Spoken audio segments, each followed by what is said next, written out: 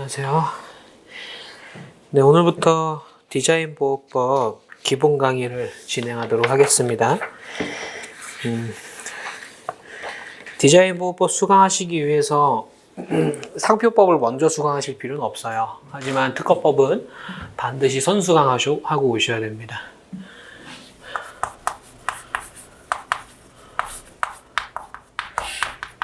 네, 특허법을 저는 상표 시간에도 말씀을 드렸지만 1회독, 2회독, 3회독 이렇게 진행을 했었죠. 특허 1회독에서는 특허법 전반에 대한 어떤 개괄을 했었고 2회독에서는 특허법 조문 중심으로 한 바퀴 돌렸습니다.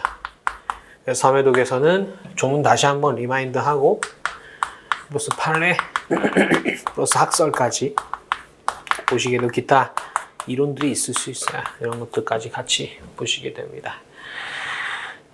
디자인 보호법도 마찬가지로 특허법과 똑같이 개괄, 조문 중심, 그리고 3회독 이렇게 진행을 하게 될 건데 여기 두 개는 프린트로 할 거고요. 여기 이제 기본서로 할 겁니다. 근데 기본서 출간이 3월 말이거나 4월 초일 것 같아요. 예상컨대. 이유는 우리가 일단 25년 7월 22일에 디자인 보호법이 개정이 돼요. 그 내용이 25년 1월 21일에 공표가 되었습니다.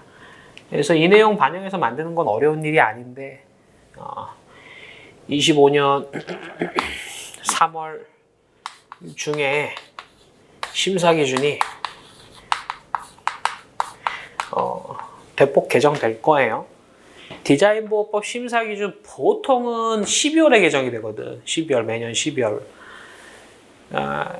매년 12월에 개정돼서 굉장히 곤욕스러웠어요. 강사로서도 그렇고 공부할 때도 그렇고. 강사로서는 12월에 개정되면 그 내용이 내년 1차 시험에 반영이 되거든. 1차 시험 코앞인데 추록 내야 되니까 또 심사기준이 많이 개정되거든요. 얘는. 그래서 근데 다행히 25년 시험 기준으로는 다행히 12월에 개정되지 않고 3월에 개정될 건데 성표 시간에도 말씀을 드렸지만 이 담당 팀장이라 할까? 어쨌든 그 총괄하시는 분이 바뀌었어요. 인사변동이 있다 보니까 3월 중에 공표하는 것으로 저는 이제 레터를 받았습니다. 이건 뭐 공식적인 건 아니기 때문에 변경될 수는 있지만 3월보다 앞당겨질 것 같지는 않아요. 늦으면 늦었지. 3월 만약에 말이다 라고 하면 기본서 반영하는데 꽤 오래 걸릴 것 같거든. 그러면 4월에 기본서가 나올 수도 있어요.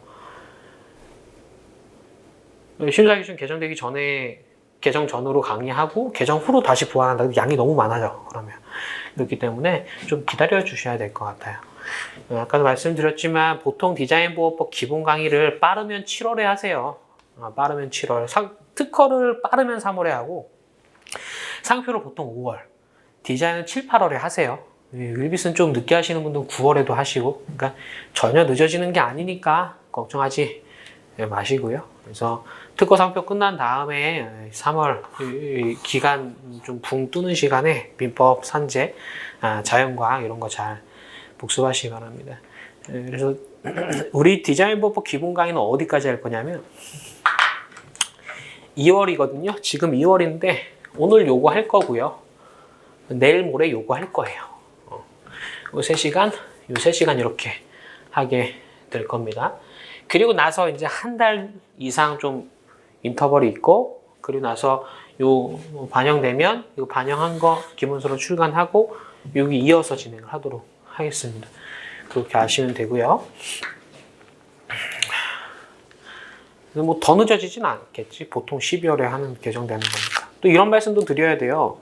보통은 12월에 개정되는 거거든. 그래서 25년 12월에 또 개정이 될 가능성이 없진 않아요. 물론 이제 3월로 이제 앞으로 3월로 될라나? 담당자 바뀌었으니까 정해진 건 아니기 때문에 보통 연말에 하거든요. 이게 26년 시험에 반영이 돼. 요거 이제 뭐 확정은 아니고 세모고 확정인 거고 그렇게 보시고요. 특허법은 쪽지 시험을 여기서 봤었죠? 여기서 봤었고, 진도별 쪽지 시험 여기서도 이제 보게 되는데, 디자인 보호법은 쪽지 시험을 여기서 볼 거예요. 여기서. 요거 빠르게 진행할 거고. 특허법은 조문 중심으로 했을 때 한 35강 정도 조문만 35시간 정도 했어요. 근데 3시간 만에 되는 건 특허가 디자인 보호법을 많이 준용하고 있기 때문에 그래요. 뭐 예를 들어서 특허법상 실시와 디자인 보호법상 실시가 크게 다르지 않습니다. 과거에는 특허법 실시에 수출이라는 단어가 우리가 지금 초보죠. 이해 안 될 수도 있어. 물론 기본강 특허는 듣고 왔어야 되죠. 특허법상 발명의 실시 개념에 수출이 들어가요. 현행법으로. 여러분들이 시험 보는 26년 변리사 시험 기준으로는 수출도 실시예요. 근데 과거에는 수출은 실시가 아니었어. 디자인 보호법은 수출 수입 다 원래 실시였어요. 원래. 그래서 특허법에서 배운 내용이 그대로 디자인에 적용이 되기 때문에 디자인 보호법을 35시간씩이나 조문 중심을 할 필요가 없어요. 한 3시간 정도 보시면 됩니다. 한 6시간 총 보시게 될 거고, 요게 한 24시간 정도 되는 거예요. 24시간. 24시간, 24강. 그래서 한 총 30강 안으로 될 것 같습니다. 그래서 요거 수강하시고, 개괄할 거고, 조문 중심 할 거고, 한 달 반 정도 뒤에 이제 기본 강의 진행하도록 하겠습니다. 오늘은 요 개괄 전체 1회 독을 할 거예요. 전체 1회 독은 특허법 기반으로 비교하면서 진행을 하게 됩니다. 먼저 필기노트 보시면 상표법이랑 똑같죠. 컨셉이. 그건 이제 민법까지 이렇게 할 수는 없어요. 실체법이기 때문에. 하지만 특상비는 특허를 기준으로 특허 상표, 특허 실용신안, 특허 디자인 이런 식으로 비교를 하시는 게 가장 좋습니다. 자, 지금 디자인 보호법 개괄 1 흐름 이렇게 되어 있는데 플로 차트라고 보시면 됩니다. 플로 차트. 특허법이 위에 있고 디자인 보호법이 밑에 있습니다. 먼저 특허법의 목적을 보시죠. 특허법 목적. 자, 특허법 목적은 이 법은 발명을 보호 장려하고 이용 도모함으로써 기술의 발전을 촉진하여 산업발전 이바지를 목적으로 하죠. 그래서 산업재산권법인 이유가 산업발전 이바지를 목적으로 하기 때문에 그래. 디자인 보호법도 마찬가지로 목적이 있어요.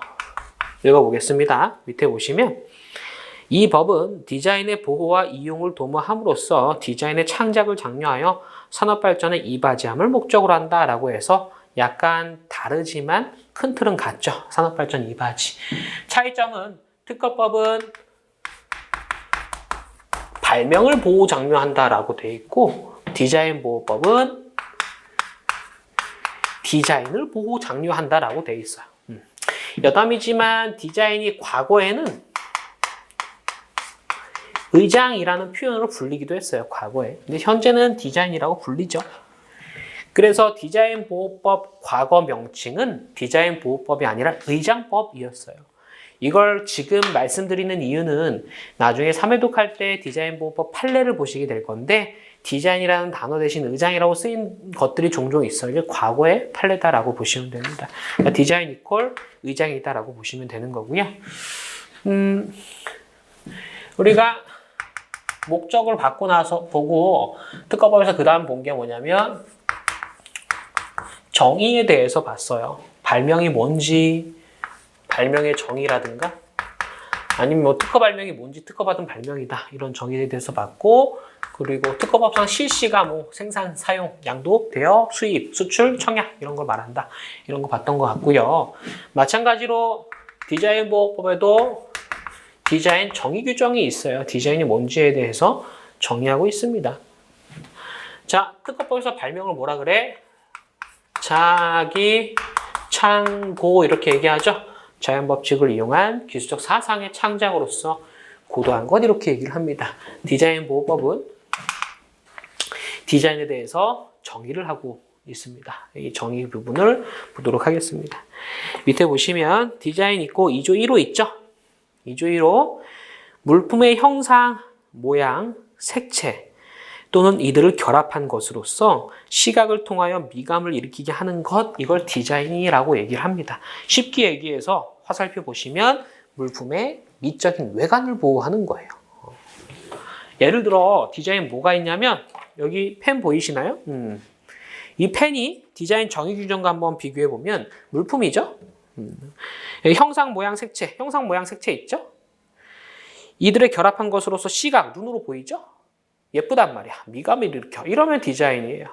여러분들이 디자인 보호법에서 말하는 디자인을 아트로 생각하면 안 돼. 요 개념으로 보시면 안 돼요. 아트라는 건 이제 사실 예술가 분들한테 돈 얘기하면 별로 안 좋아하거든. 예술가 분들. 우리는 그런 차원을 뛰어넘었다. 이런 느낌이에요. 그렇기 때문에 디자인 그 예술하시는 분들한테 가서 이거 등록 받아야 돼요 하면 돈이랑 이렇게 결부주면 되게 기분 안 좋아해. 우리 디자인은 이런 디자인을 말하지 않아요. 예를 들어서 우리 미술관 갔어. 미술관에 어떤 사진이나 그림이 걸려 있어요. 가격 500만 원 이렇게 적혀 있어. 이건 디자인 보호법에서 말하는 디자인이 아니에요. 얘가 이렇게 싸다 그럴라나? 그분들은 공 몇 개 더 붙일게요. 이렇게 우리는 일반적으로 비싸다라고 생각하는 것에 대해서 이런 큰 가격이 부여될 수 있는 이유는 이거 하나밖에 없기 때문에 희소성. 근데 디자인 보호법은 목적이 뭐냐면 산업발전 이바지예요. 하나 갖고 돈 못 벌어. 이게 아무리 많이 비쌀 수도 있는데 예를 들어 1억이라고 할게.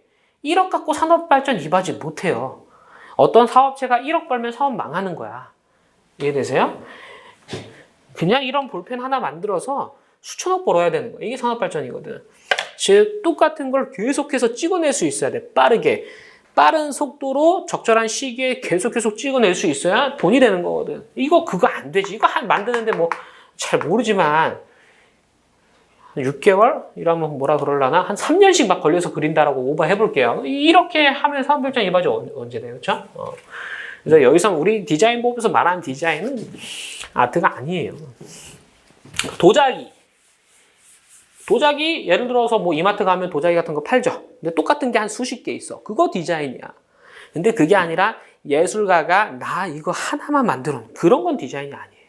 뭔가 반복 생산할 수 있어야 산업발전 이바지가 되거든. 디자인이 우리 뭔지 알았다라는 거야. 모나리자 그림. 디자인이 될 수 있을까? 될 수 없어요. 이거 하나의 의미가 있는 거잖아. 그런데 모나리자 그림을 모티브로 해서 티셔츠에 박았어. 티셔츠에 박아서 티셔츠를 막 수만 장씩 찍어내. 그건 디자인이에요. 그래서 디자인 보호법에서 말하는 디자인은 물품의 미적인 어떤 외관을 보호하는 게 디자인 보호법이에요. 물품의 미적인 외관, 칠판 지우개. 아트 관점에서는 아트가 아닐 수도 있지만 이 디자인 보호법에서 말하는 디자인이에요. 물품이고요. 형상, 모양, 색채 있고요. 이들의 결합을 통해서 시각을 통해서 미감을 일으키거든. 그렇기 때문에 디자인 보호법에서 말하는 디자인이 됩니다. 가장 중요한 건 디자인은 물품과 불가분적으로 이렇게 딱 결합되어 있는 거야. 물품을 떠나서는 디자인 될 수 없습니다. 제가 여기다가 티셔츠를 그렸고요. 티셔츠 가운데에 이렇게 꽃무늬를 그렸어요. 티셔츠와 결합된 상태에서 이 꽃무늬는 티셔츠와 결합된 일체로서 디자인 될 수 있어. 반면에 이 꽃무늬만 따로 떼서 이게 디자인 될 수는 없어요. 물품과 결합이 돼 있어야 돼. 아셨죠? 감만 잡으세요. 디자인은 아트가 아니구나 라는 거. 두 번째로는 물품과 결합된 상태에서 보호해 주는구나. 왜? 물품을 반복 생산, 대량 생산해서 돈 벌어야지 산업발전 이바지 된다라는 겁니다. 아셨죠? 그래서 물품의 형상, 모양, 색채 또는 이들을 결합한 것으로서 시각을 통하여 미감을 일으키게 하는 것이라고 되어 있고 자세하게는 뒷페이지에서 보기로 하고요. 이렇게 디자인 정의 규정이 있다라고 보시면 되겠습니다. 특허법 정의 규정 받고 디자인법법 정의 규정 받는데 이걸 왜 배워야 하냐면 어떤 고객이 A라는 어떤 창작물을 가져왔어. 고객이 가져와갖고 이거 특허로 보호해 주세요 해요. 변리사인 내가 봤을 때 이거 특허로는 힘들 것 같고 디자인으로 가야 돼요. 특허라고 하면 어떠한 구성요소와 구성요소 사이에 어떤 의미가 있어갖고 기술적 의의가 있어서 이걸 가지고 기술적 사상의 창작이어야 보호를 해주는 거잖아. 근데 딱 보니까 그냥 분필 이런 식이야. 분필도 디자인이 될 수 있거든. 근데 분필의 모양이 지금 뭐 막대 모양인데 좀 예쁘게 뭐 나비 모양이라고 가정을 해볼게요. 예쁘니까 보호해달라. 나비 모양의 분필을 보호해달라고 하면 이거로 하면 절대 등록 못 받아. 일로 가야 돼. 물품의 미적이에요. 그렇기 때문에 뭔가를 가져왔을 때 고객은 특허라는 제도는 아마 신문을 통해서 알 수는 있겠지만 디자인이라는 제도는 모르는 경우가 대부분이에요. 특허 내주세요라고 하면 알았어요. 특허 내주는 게 아니라 이걸 봐서 여기로 갈지 결정을 해주는 거야. 특허법 시간에도 했지만 발명이라고 할게요. 발명이라고 해서 무조건 추론하는 거 아니야. 노하우로 갈 수도 있는 거예요. 아니면 뭐 실용신안으로 갈 수도 있는 거고 경우에 따라 상표로 갈 수도 있는 거죠. 즉 고객이 뭘 갖고 왔을 때 내가 특허, 실용신안, 상표, 디자인 어디로 갈지를 정하는 게 변리사가 할 일이에요. 그래서 이렇게 정의를 잘 구분하셔야 되겠고 그에 맞게 내가 발명이다라고 판단이 되면 특허 출원을 해야 되겠죠. 디자인이다라고 판단이 되면 디자인 출원을 해야 될 거예요. 출원을 하게 되면 등록이 되겠죠. 이렇게 등록돼야 권리가 나와요. 특허법에서 등록주의를 취하고 있어. 그게 뭐냐면 특허권은 출원에 의해서 권리가 나오는 건 아니에요. 등록해야지 권리가 나와. 그게 바로 등록주의라는 거죠. 등록되고 나서도 얼마든지 분쟁이 생길 수 있어. 어떤 분쟁? 등록 후 뭐 무효 심판, 뭐 취소 신청 이런 심판이 나올 수도 있고 아니면 심판에 어떤 심결이 나왔을 때 불복하는 심결 등에 대한 소로 갈 수도 있고 아니면 그와 별개로 뭐 침해 금지 청구 소송, 손해배상 청구 소송 이런 분쟁이 생길 수도 있겠죠. 디자인 보호법도 마찬가지야. 등록되면 권리가 나와요. 등록된 권리를 중심으로 얼마든지 심판, 소송의 분쟁이 생길 수 있는 거예요. 특허에서 제일 마지막에 배우는 게 국제출원인데 이게 뭐라 그래? PCT라고 하죠. 디자인에도 마찬가지로 국제출원이라는 게 있고 여기서 말하는 제도는 헤이그라는 제도예요. 헤이그. 요건 뭐 비교가 잘 안 되는 부분이 전혀 다른 제도예요. 그렇게 볼 거고 그리고 출원한다고 해서 다 등록되는 건 아니죠. 거절될 수도 있어. 예를 들어서 신규성 위반이다, 진보성 위반이다, 명세서 기재불비다라고 뜨면 보정 같은 거 할 수 있고 경우에 따라서는 조야구주, 국내우주 이런 것도 주장할 수 있겠죠. 분할 분리 출원을 할 수도 있겠고 이런 것들이 심사 과정에서 도출이 되는 거예요. 출원하면 심사하고 심사해서 등록해 주는 거거든. 똑같죠? 심사할 때 뭘 심사하는 거야? 특허 요건을 심사하는 거예요. 마찬가지로 디자인 보호법도 디자인 요건을 심사하게 되는데 여기 용어가 약간 달라. 얘는 특허 요건이라고 얘는 디자인 등록 요건이라고 표현을 해요. 등록 요건. 그래서 이게 좀 다르죠. 근데 뭐 이거 가지고 시험 문제를 내진 않아. 이게 다른 이유는 특허는 특별히 허가한다라는 어떤 의미가 내포되어 있는데 여기 디자인에는 그런 의미가 없거든. 그러니까 등록이라는 단어까지 껴서 등록 요건 이렇게 하고요. 얘도 마찬가지로 특허 출원 이렇게 얘기해요. 특허 등록 출원 이렇게 얘기 안 해. 반면에 여기는 디자인 등록 출원 이렇게 얘기를 해요. 같은 취지고요. 그리고 특허 요건을 판단해 본 결과 내가 등록받기 어렵겠다라고 판단되면 적절한 절차를 통해서 조치를 취할 수 있어요. 뭐 분할 출원, 분리 출원, 변경 출원 이런 것들. 얘도 마찬가지예요.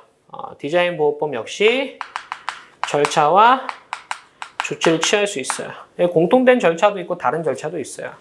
예를 들어서 여기에 보정 가능하고요. 여기도 보정 가능해요.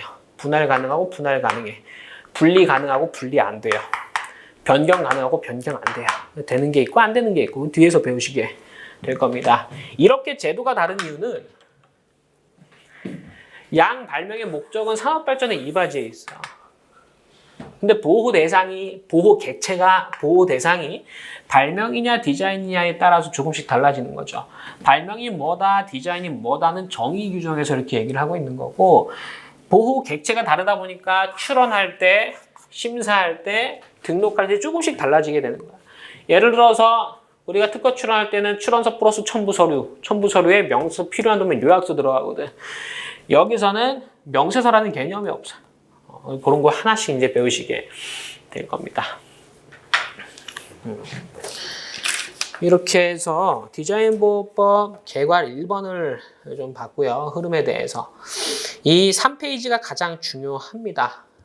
이걸 항상 머릿속에 넣어놓고 내가 어디를 공부하는지 특정이 돼야 돼요. 그러지 않고 공부하면 뒤죽박죽이 돼. 지금은 와닿지 않을 수도 있는데 1회독, 2회독, 3회독 했는데도 감을 못 잡겠다라는 건 내가 어디 공부하는지 잘 몰라서 그렇다라고 보여줘요. 그렇기 때문에 항상 내가 어디 공부하는지 명확하게 특허 공부할 때도 마찬가지예요. 제가 특허법 강의할 때 이렇게 하진 못했어. 할 수가 없었죠. 아무것도 모르는 상태이기 때문에 이렇게 할 수 없었지만 특허법도 요 순서로 좀 생각을 해주시면 돼. 내가 어디 공부하는지. 상표랑 디자인도 마찬가지예요. 이제 상표랑 디자인 이렇게 강의가 가능한 거야. 특허 베이스가 있으니까. 그래서 목적, 정의, 출원, 심사, 등록, 심판, 소송, 국제 출원 해갖고 내가 어디 공부하는지 잘 파악을 하셔야 돼요. 자, 넘어가시죠. 4페이지 디자인의 정의 나오죠. 디자인의 정의에서 디자인은 2조 1호 이렇게 있죠. 읽어보겠습니다. 물품의 있고 괄호 부분 넘어갈게요. 괄호 부분 3회독에서 보고 오늘 보겠습니다. 근데 좀 자세한 건 3회독에서 볼 거고 이어서 형상, 모양, 색채 이들의 결합한 것으로서 시각을 통하여 미감을 일으키게 하는 것이라고 하네요. 물품성, 형태성, 시각성, 미감성 이렇게 얘기해요. 미감성은 보통 신미성 이렇게 얘기를 해요. 무령시심 이렇게 말합니다. 디자인 보호법에서 말하는 디자인은 가장 중요한 요건이 물품성이에요. 물품과 결합되어 있어야 돼. 자,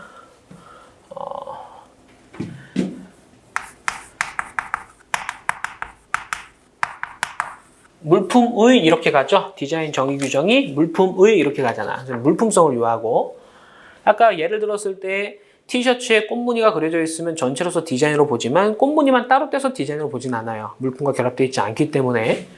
그 다음에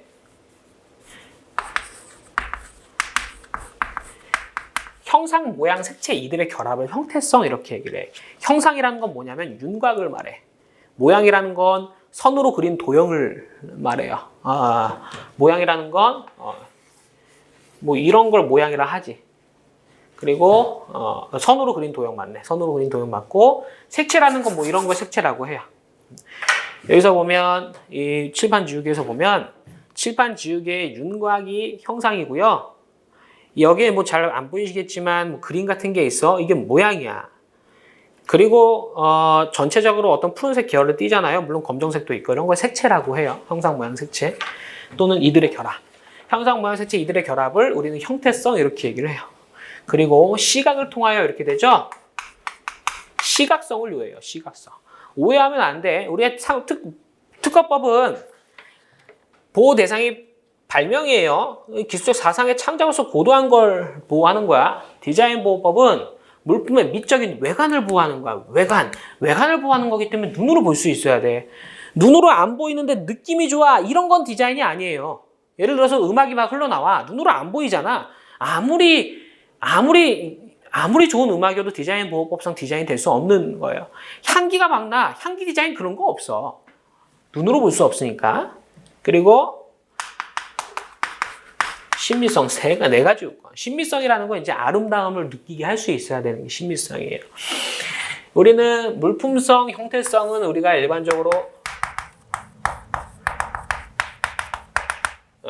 물리적 요소라고 하고요.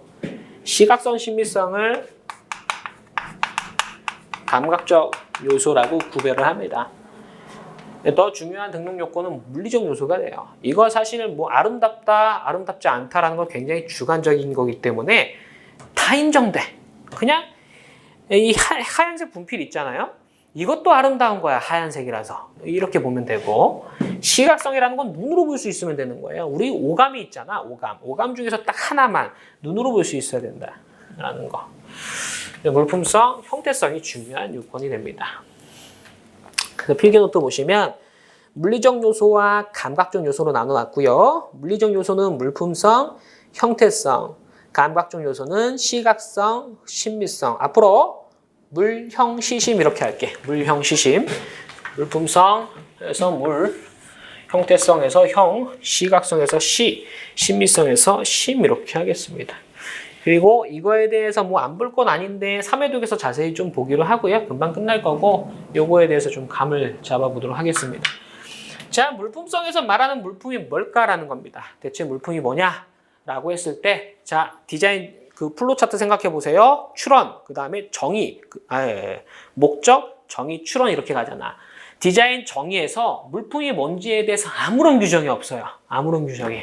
그래서 판례가 얘기를 해줘. 판례가 물품이 뭐다라고 얘기해 주는데 네 가지야. 독립성, 구체성, 유체성, 동산성. 일단 잠깐 이거 뭐라 그러냐면 독립성이 있는 구체적인 유체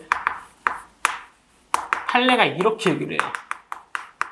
판례가 디자인 보호법에서 말하는 물품성이란 독립성이 있는 구체적인 유체 동산이다라고 해서 네 가지 요건을 말해. 첫 번째, 독립성.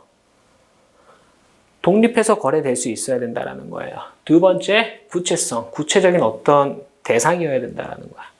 세 번째, 유체성. 유체물이어야 된다는 거고. 네 번째로 동산성. 부동산 안 된다는 거야.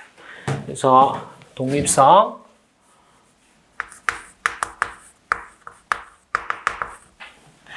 구체성, 유체성,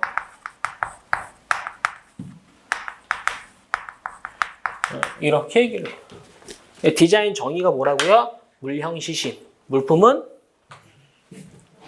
독, 구, 유, 동 이게 물품이에요. 물품성은 독구유동. 그래서 디자인은 물형시심, 물품은 독구유동. 물형시심은 정의규정 2조 1호에 있는 거고 독구유동은 규정이 없어서 판례가 말하기를 독구유동이다 한다라는 겁니다.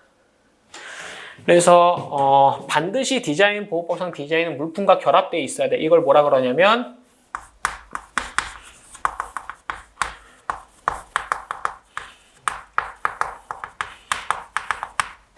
물품과 불가분적으로 결합되어 있다라는 거. 디자인 보호법에서 말하는 디자인은 원칙적으로 디자인이 따로 떨어져 있을 수는 없어. 물품과 항상 함께 있는 상태에서 디자인이 되는 거예요. 이게 바로 물품성에서 가장 중요한 컨셉이 됩니다. 자, 독립성 보면 독립성이 뭐냐면 양말 볼까? 양말. 이 양말이거든. 양말 독립성이 있는지 볼게요. 있어요. 왜? 양말이 거래되니까. 양말이 거래되기 때문에 이렇게 생긴 양말은 도면에 특정해서 시각적으로 아름답기 때문에 등록을 받을 수 있어요. 디자인 정의 규정의 대상이 돼요.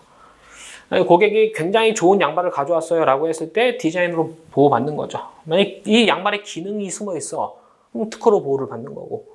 양말이 예뻐. 디자인으로 보호를 받는 거고. 예쁘고 기능도 있어. 특허도 가고 디자인도 가고 다 가는 거예요. 근데 보통은 디자인으로 가죠. 라고 보시면 되는 거예요. 독립성이라는 건 이런 말이야.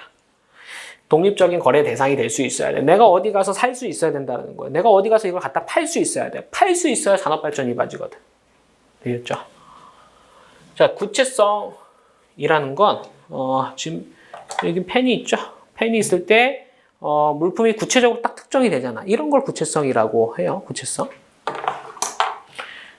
그렇기 때문에 우리가 뭐 분식집에 갔어요. 분식집에 가서 떡볶이를 시켰어. 떡볶이 이제 플레이트를 해놨을 거야. 근데 그 요리사가 굉장히 예쁘게 해놨어. 그건 디자인이 아니에요. 그 떡볶이 형태는 얼마든지 헝클어질 수 있어. 구체적이지가 않아. 어디 카레집에 갔어요. 카레집을 또 역시 예쁘게 해놨어. 그래서 이제 제가 카레 주세요 해갖고 카레 나왔어요. 아무리 예뻐도 구체성이 없어요. 그거는. 뭐 호박죽 시켰는데 역시 본죽 가서 호박죽 시켰는데 아무리 예쁘게 돼 있어도 구체성이 없는 거예요. 구체성 없다. 유체성이라는 건 말 그대로 유체물이어야 돼. 유체물. 무체물 안 돼요. 지금 전기 나오고 있죠? 전기는 보호 대상이 아니야. 햇빛 아무리 예뻐도 보호 대상이 아니에요. 무채물은 안 된다라는 말이지. 자, 동산성 부동산은 안 된다라는 거야. 왜 그러냐면 산업 발전을 이바지하려면 대량 생산이 돼야 되는데 부동산을 대량 생산한다 이게 컨셉에 안 맞다는 거예요. 컨셉에. 원칙적으로 부동산은 안 되게 됩니다. 물론 예외는 있어. 이 중에서 또 중요한 게 뭐가 되냐면 독립성에서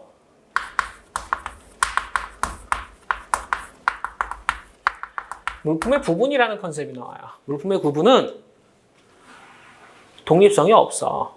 예를 들어서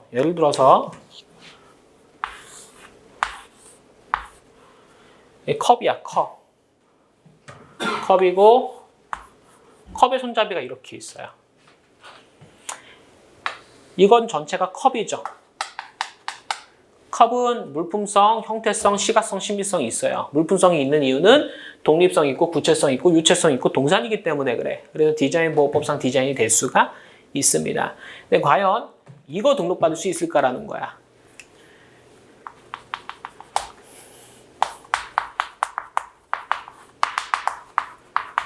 컵의 손잡이 등록받을 수 있을까라는 거야. 이건 등록을 못 받아요. 다시 일단 독립성이 없어요. 독립성이 없는 이유가 이 컵의 손잡이 살라 그러면 살 수 있어? 없어요. 통상적으로는 살 수가 없어. 이상한 생각하면 안 돼. 통상적으로는 컵의 손잡이를 따로 물론 억지로 따로 이렇게 붙였다 뺐다 하는 거는 그런 상황 빼고 일반적으로 컵의 손잡이 붙어 있잖아. 그래서 저는 일반적인 상황을 말한 거야. 이거만 따로 팔진 않아요. 이건 등록 못 받아.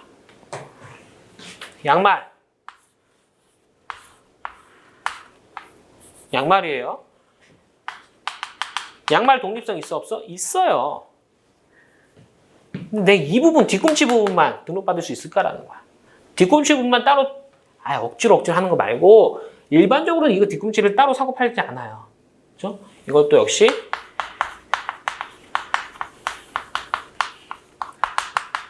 이런 거 독립성이 없어. 그래서 등록을 못 받느냐? 근데 이런 경우가 있을 수 있다. 그래서 컵의 손잡이나 양말의 뒷굽은 독립성이 없어요. 그럼에도 불구하고 디자인 등록 가능한 제도가 부분 디자인이라는 제도가 있어요. 이걸 왜 인정하냐면 얘는 독립성이 없어요. 독립성이 없어. 하지만 특별한 디자인 제도가 있어. 부분 디자인을 D라고 할게요. 부분 디자인이라는 특유 제도가 있어요. 이건 물품의 부분은 독립성이 없지만 물품으로 의지해 줄게. 디자인으로 간주해 줄게 라는 거야. 그렇게 하는 이유를 볼게요. 갑이 이렇게 컵을 만들었는데 근데 갑이 만든 컵에서 이 몸통 부분은 그냥 통상적인 형태인 거고 여기 손잡이 부분이 굉장히 참신하다라고 해볼게요. 여기에 대해서 굉장히 큰 창작적 가치가 있다라고 갑은 생각을 하고 있어요. 전 단순하게 그렸지만 굉장히 예쁘다라는 거야. 이거에 대해서 등록을 받고 싶은 거죠. 그럼 이거에 대해서 전체 디자인에 대해서 등록을 받아볼게요. 전체 디자인에서 등록을 받는다라는 건 컵 전체에 대해서 등록을 받는 거야. 컵 전체에 대해서 등록 받아볼게요.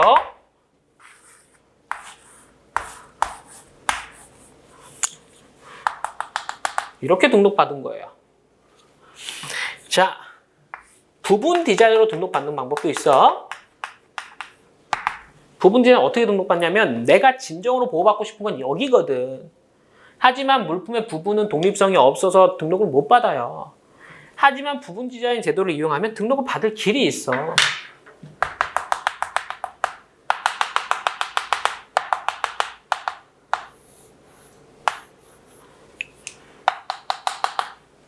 이렇게 하면 등록을 받을 수 있어요. 이게 무슨 의미냐면 점선 부분보다 실선 부분 내가 진짜 창작한 부분이니까 여기 위주로 보호해줘 이런 거예요. 이런 거. 자, 이런 케이스에 있어서 을이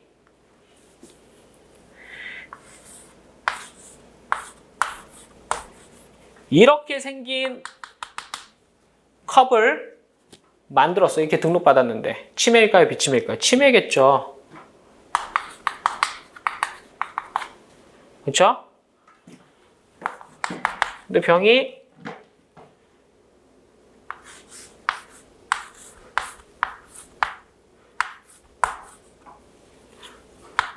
이렇게 생긴 컵을 만들어서 팔고 있는데 몸통이 달라.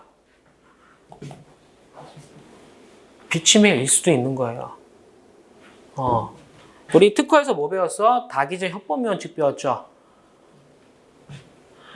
얘만 구성요소가 아니라 얘도 구성요소예요. 얘만 구성요소가 아니라 얘도 구성요소예요. 공통점 보면 손잡이 부분이 공통돼. 그래서 치매일 것 같아요. 하지만 몸통이 다르기 때문에 비치매로 갈 여지도 있어요. 공통점과 차이점이 있죠. 여기는 공통점만 있고 여기는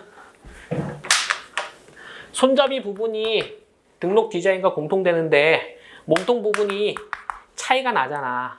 이 부분에 많은 비중을 둬서 치매 여부를 판단하게 되면 치매일 거고 그렇지 않고 여기도 상당한 부분을 둬서 치매 여부를 판단하면 비치매겠죠.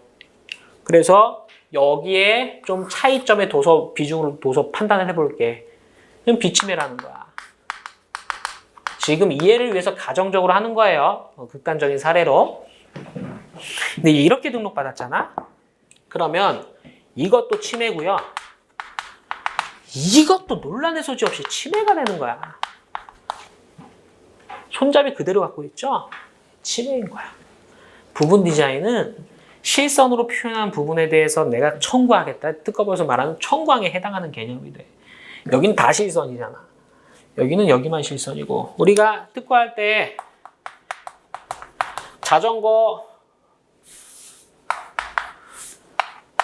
자전거랑 거울 달린 자전거 비교했을 때 권리범위가 뭐가 세? 얘가 세잖아. 이건 마찬가지야.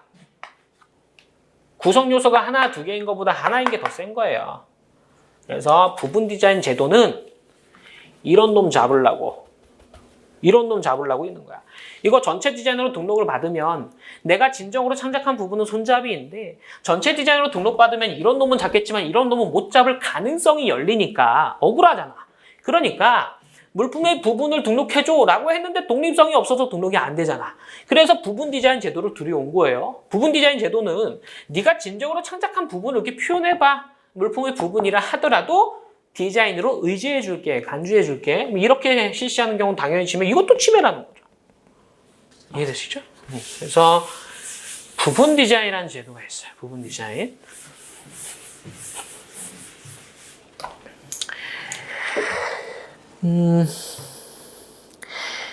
그리고 유체성 부분에서 글자체와 화상이라는 개념이 있는데 얘네들은 무체물이에요. 글자체라는 건 뭐냐면 여러분 그 뭐 한글 한컴이나 워드 들어가거나 뭐 파워포인트 들어가면 뭐 바탕체 있잖아. 맑은 고딕 있고 바탕체 있고 뭐 고딕체 있고 휴면 편집체 있고 그렇단 말이에요. 그런 것들을 글자체라 그래. 글자체라는 건 유체물이에요, 무체물이에요? 무체물이야. 무체물이기 때문에 디자인 보호법상 독구 유동에서 유체성에 걸려요. 물품성이 없어. 그런데 이런 글자체 무료로 이렇게 널리 알려진 글자체도 있지만 아예 글자체를 돈 주고 파는 경우도 되게 많아요. 특히 출판사 같은 경우에는 그 구독자, 그 읽는 사람의 어떤 가독성을 위해서 좋은 글자체를 선택을 해요. 보통은 돈 주고 사요, 그 글자체를. 즉, 글자체도 돈이 된단 말이야. 글자체도 돈이 되기 때문에 산업발전 이바지하겠죠. 그런데 디자인 보호법에서 물품성, 특히 유체성을 너무나도 딱딱하게 강조시켜버리면 글자체 디자인에 등록을 못 받아. 그럼 안 되겠죠. 그러니까 특별히 얘는 무체물이라 하더라도 글자체 디자인은 특유제도로 등록을 해줘요. 자, 화상 볼게요. 화상이라는 건 뭐냐면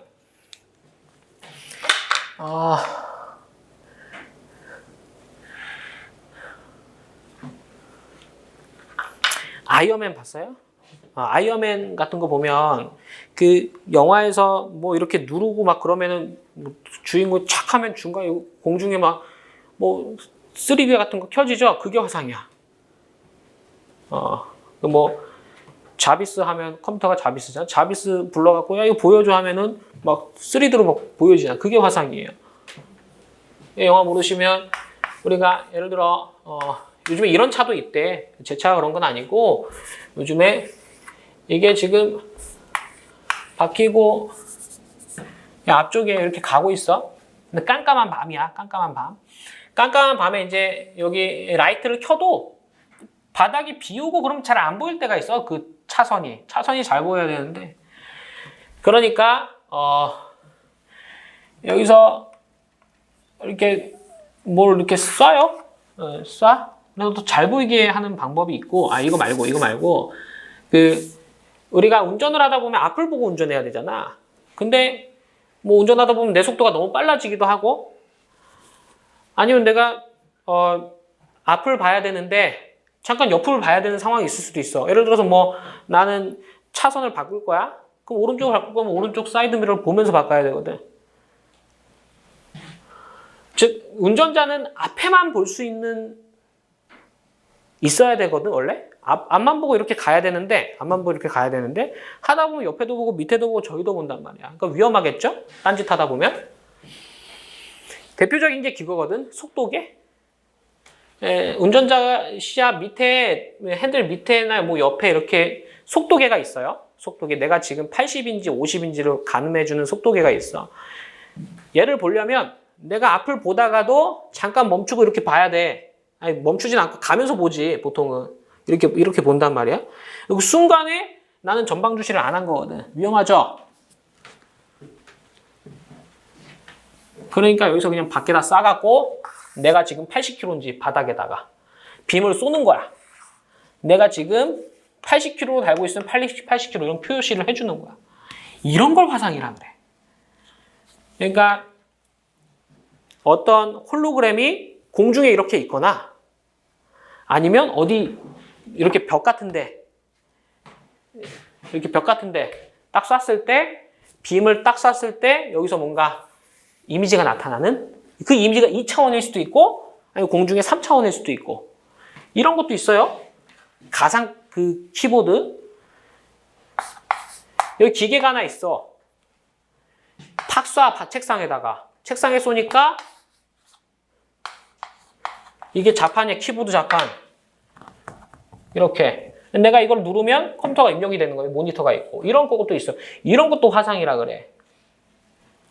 그러니까 자동차에서 그 도로 바닥에 쏘는 것도 화상이라 그러고, 어떤 기계에서 빔을 쏴서 그냥 어떤 모양이 나와. 그 키보드 자판기처럼, 키보드처럼. 그래서 이렇게 누르면은 컴퓨터에 입력이 되는 거야. 이런 것도 화상이라 그래요. 제일 대표적인 게 그냥 그 아이언맨에서 나오는 자비스 했을 때 딱 펼쳐지는 거. 그런 걸 화상이라 그래. 화상은 무체물이잖아. 무체물인데 얘기만 들어도 돈 될 것 같죠? 돈 되는 거란 말이야. 돈 되기 때문에 보호해줘야 돼. 특별한 디자인을 보여줄게. 화상 디자인이야. 자, 정리할게요. 독립성, 구체성, 유체성, 동산성이 있어야 물품이 되는 거고 물품이어야만 디자인이 되는 거거든. 그렇다면 물품의 부분이라든가 글자체라든가 화상은 독립성 또는 유체성이 문제가 될 수 있어.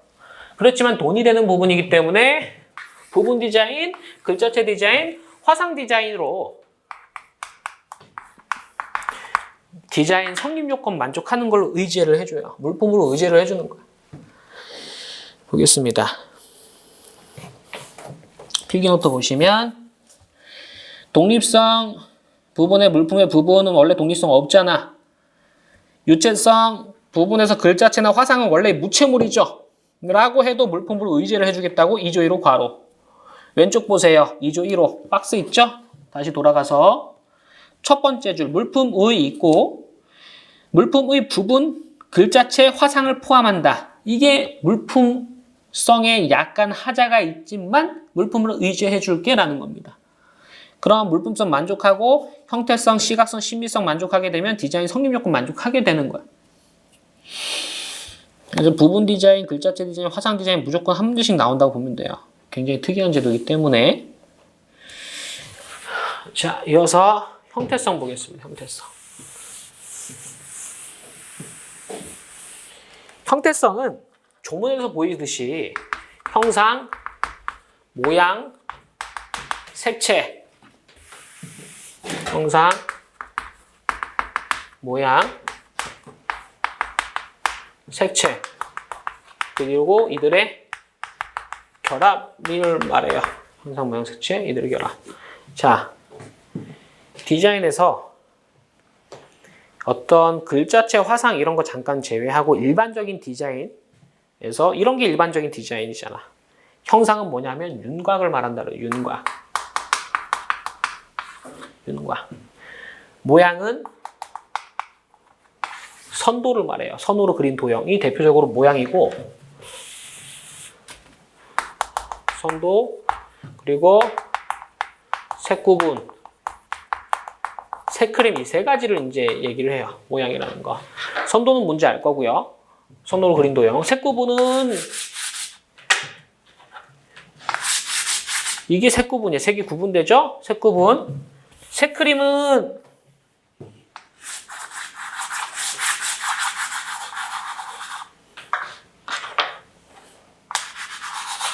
이런 식으로 점점 옮아가는 걸 색크림이라 그래. 되셨죠? 선도는 선으로 그린 도형, 색 구분은 색이 구분되는 거, 색크림은 진한 데서 연한 데로, 연한 데서 진한 데로 이런 식으로 좀 흐려지는 걸 색크림. 색채는 말 그대로 색채를 말해요. 색채라는 건 뭐 네이버 같은 거 찾아보면 빛이 인간의 망막에 물체에 들어가서 흡수된 빛 말고 흡수되지 않은 반사된 빛을 인간의 눈으로 보는 거 이렇게 나오는데 그거 2차 때 하는 거고 지금 그냥 색채 하면 돼. 이들의 결합도 이제 형태성을 띠는 거예요. 자, 생각해 볼게요. 특수한 케이스 말고 일반적인 거 봤을 때 형상이 없을 수 있나? 없을 수가 없어요. 윤곽은 없을 수가 없어.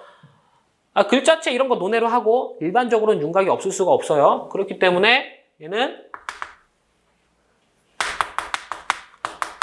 필수적 구성 요소가 돼. 형태성의 필수 요소가 돼요.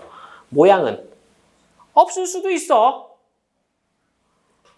여기 모양 있죠? 모양 없어도 칠판 지우개예요. 없을 수도 있어. 임의적 구성 요소가 돼. 색채 역시 없을 수도 있어요. 없을 수도 있어. 그래서 얘도 임의적 구성 요소가 돼요. 형상은 필수다라는 거예요. 형상은 필수다. 그럼 이들을 결합했다라고 하면 어떤 케이스가 있을까요? 형상, 모양, 색채. 형상, 모양, 형상, 색채. 뭐 이런 케이스가 있겠지. 형상만으로 된 게 있을까요? 라는 거 한번 봅시다. 형상만으로 된 게. 이 세상에서 형상만으로 된 디자인이 실제할까요? 그럴 순 없어. 형상은 반드시 모양과 결합되어 있거나 반드시 색채와 결합되어 있거나 아니면 뭐 형상, 모양, 색채가 있거나 즉 이렇게 있거나 이렇게 있거나 이렇게 있는 거지 이것만 있는 건 세상에 없어. 자, 이 칠판 지우개 저번에 빵집 갔는데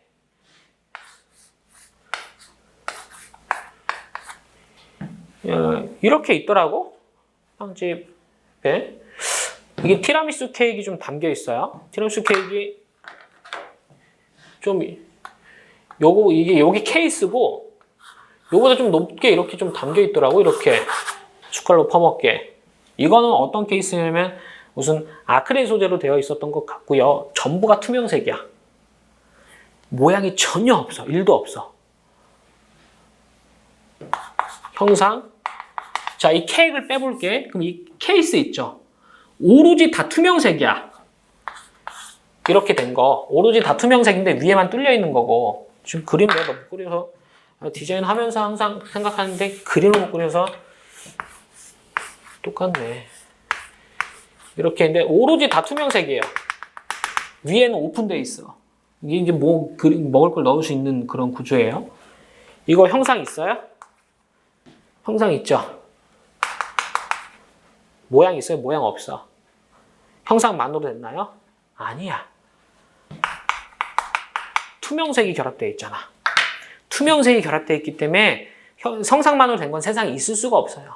여러분 그 초등학교 가면 정글짐 같은 거 있죠? 정글짐. 정글짐 뭐 이렇게 생긴 거 있잖아. 아, 그림을 사진을 따오든가 해야 되는데 못 그리겠다. 뭔지 아시죠? 그 철봉 비슷한 거. 정글짐. 그거 형상만으로 된 거예요? 아니야. 그거 역시 색채가 결합되어 있는 거예요. 모양이 있을 수도 있고. 이 세상에 형상만으로 된 디자인은 없어. 그렇다 하더라도 형상만의 디자인을 인정하고 있는 게 디자인 보호법이에요. 그 이유는 좀 이따 보도록 하겠습니다. 형태성 보시면 형상, 모양, 색채 이들의 결합입니다. 이들의 결합은 형상, 모양, 색채, 형상, 모양, 형상, 색채 중에 하나겠죠. 자, 그리고 형상은 무늬를, 윤곽을 말하고 모양을 무늬를 말해요. 무늬에는 선도, 색구분, 색그림이 있다라고 보시면 되겠습니다. 형상만 필수적 구성 요소고 나머지는 임의적 구성 요소다라는 겁니다. 형상만 필수적 구성 요소고. 형상만의 디자인에 대해서 좀 이해를 해볼게요. 형상만의 디자인.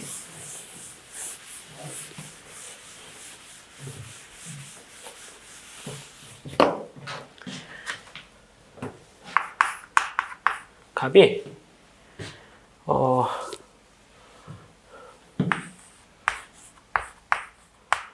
컵을 만들었어요.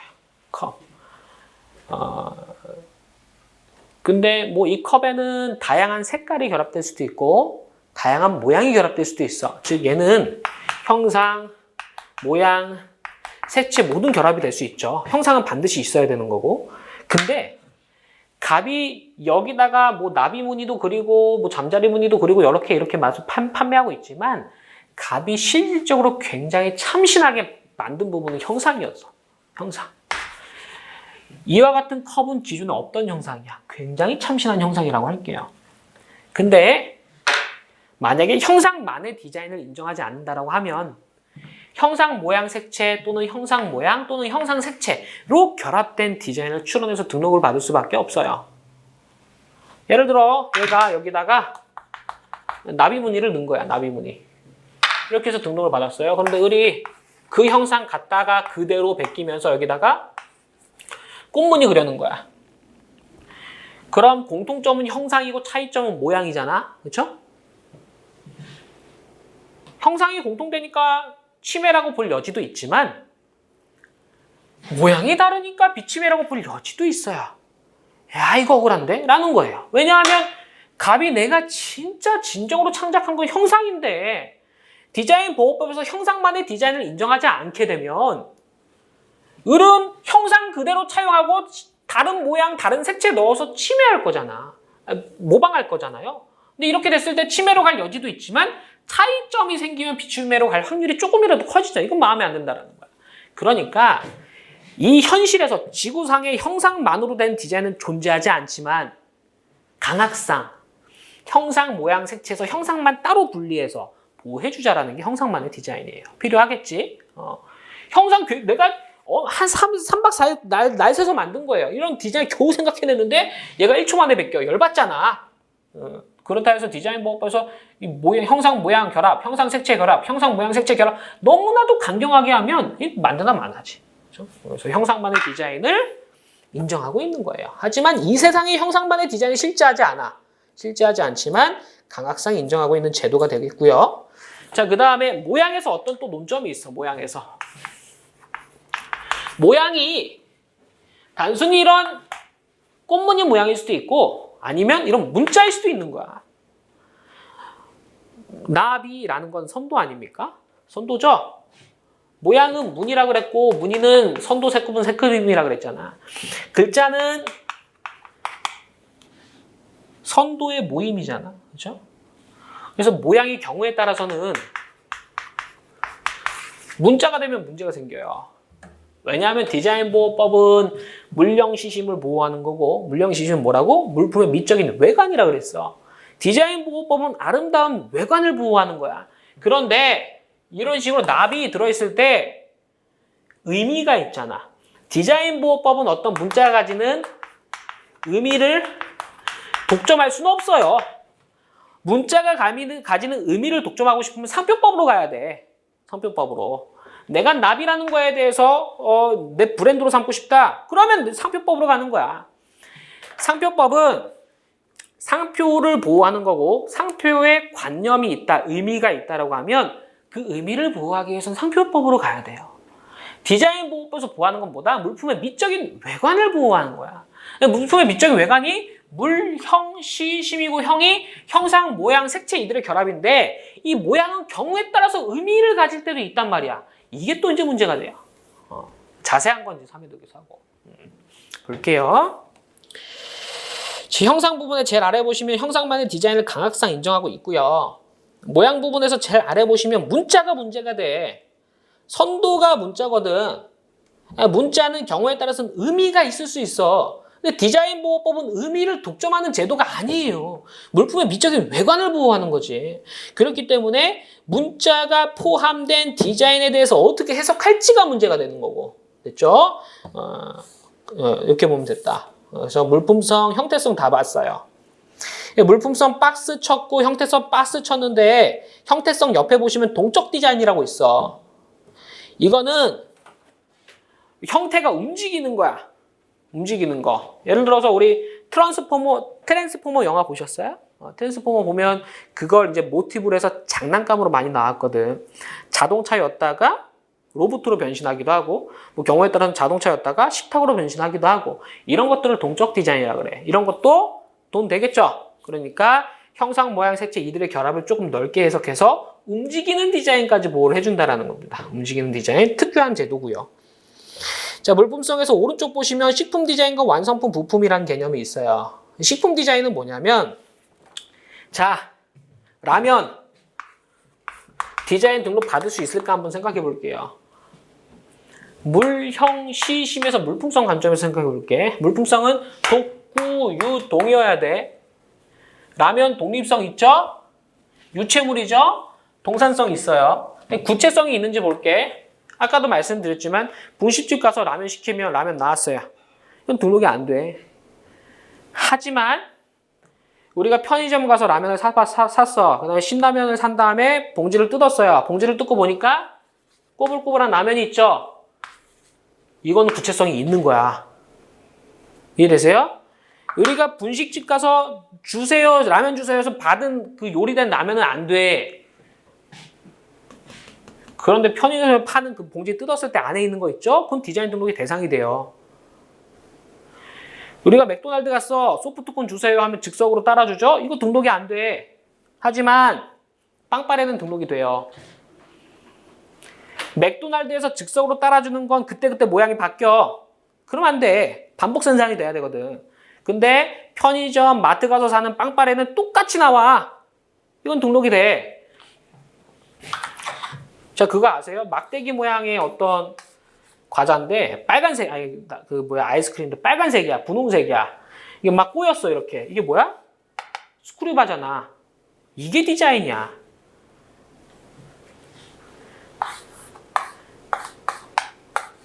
이 빨간색, 이 초록색이 뭐야? 수박바잖아. 이게 디자인이에요. 산업발전 이바지 되잖아.